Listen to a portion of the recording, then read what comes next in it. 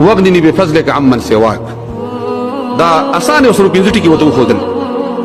وته بیا وفرمایل که د احد د غرو مې قرض پته وي الله به درنه دا ختم کړي. اجر د روایت کې ده چې هغه ورته فرمایي که ستا هر څومره قرض وي دا به الله ختموي.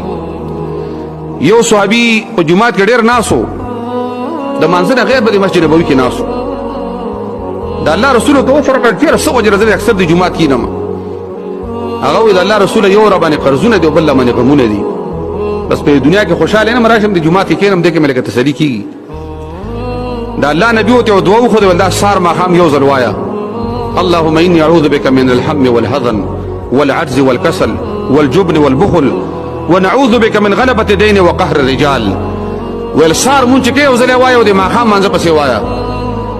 دا صحابي فرمایي وایي الله زما قرضونه هم ختم کړه او الله زما غمونه هم ختم کړه. د دې غمونو ختمولو والا، د دې قرضونو ختمولو والا، د دې ټینشن